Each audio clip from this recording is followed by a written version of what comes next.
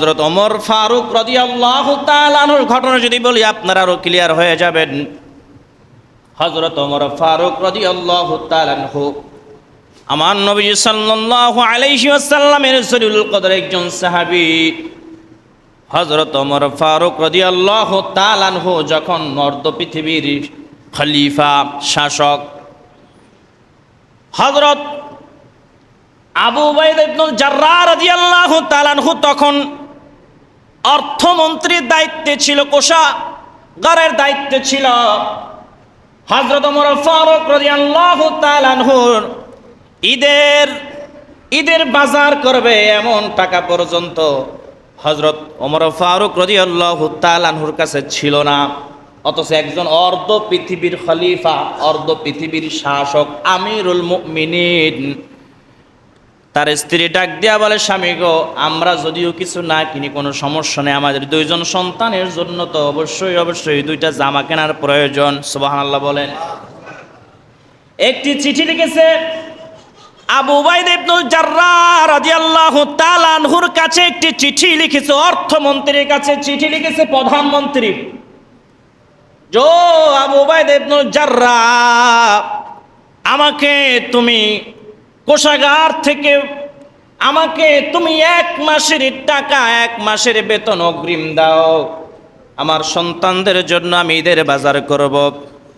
আবু উবাইদা ইবনুল জাররাহ রাদিয়াল্লাহু তাআলা আনহু চিঠি হাতে পেয়ে চোখের পানি ছেড়ে দিয়ে কান্না করে এবং চিঠির অপর পৃষ্ঠায় উত্তর লিখে দিলেন, ও আমিরুল মুমিনিন,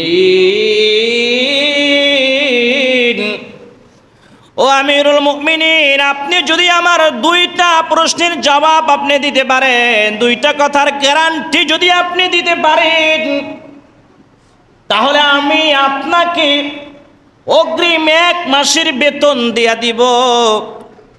1 নাম্বার হচ্ছে, আপনাকে বলতে হবে আপনি যে 1 মাস বেঁচে থাকবেন এই গ্যারান্টি আপনাকে দেওয়া লাগবে।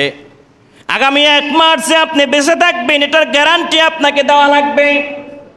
2 নাম্বার হচ্ছে, আগামী 1 মাস যে আপনাকে আপনার জনগণ যে মেনে নিবে, আপনি যে ক্ষমতায় থাকবেন, খেলাফতের দায়িত্বে থাকবেন, এই গ্যারান্টিও আপনাকে দেওয়া লাগবে। এই 2টা গ্যারান্টি যদি আপনি দিতে পারেন, আমি আবু উবাইদা ইবনুল জাররাহ অর্থমন্ত্রী আপনাকে আমি 1 মাসের বেতন দিয়া দিব, আমার কোনো আপত্তি নাই। হযরত ওমর ফারুক রাদিয়াল্লাহু তাআলা আনহু এই চিঠির উত্তর পেয়ে আল্লাহর কাছে ডাক দিয়ে বলে, আল্লাহ, আমি এমন একজন অর্থমন্ত্রী পেয়েছি, এমন একজন কোষাধ্যক্ষ পেয়েছি যে আমি ওমরের কথায় চলে না, যে স্বয়ং আল্লাহ আপনার কথায় চলে। জোরে বলেন সুবহানাল্লাহ। কাকে বলে অর্থমন্ত্রী? রামগঞ্জের অর্থমন্ত্রীরা তো ব্যাংক সহ গায়েব করিয়া লাই, ঠিক কিনা? জোরে বলেন। আমগোদেশে যদি কোনো পাতি নেতা হইতে পারে, পুরো রিলিফের চাউল গায়েব, কথা বলে না। সরকারের পক্ষ থেকে যে গরিবদেরকে ত্রাণ দেওয়া হয়, ত্রাণ পর্যন্ত গায়েব হয়ে যায়। আমি বানিয়ে বললাম নাকি? অতীতে হয়েছে, ভবিষ্যতে না হোক। আমিন বলেন। অতীতে হয়েছে, ভবিষ্যতে আমরা নতুন বাংলাদেশ চাই, ঠিক কিনা? জোরে বলেন। ঈদের দিনও আমরা আল্লাহর কাছে ভরিয়েছেন, আল্লাহ আমাদেরকে নতুন বাংলাদেশ দান করেন, নতুন কিছু দান করেন। আমিন বলেন। আমরা অতীতের খারাপ কিছু দেখতে চাই না। অর্ধ পৃথিবীর শাসক ওমর ইবনুল খাত্তাব রাদিয়াল্লাহু তাআলা আনহু তার অর্থমন্ত্রীকে চিঠি লিখছে যে আমার 1 মাসের বেতন দাও অগ্রিম।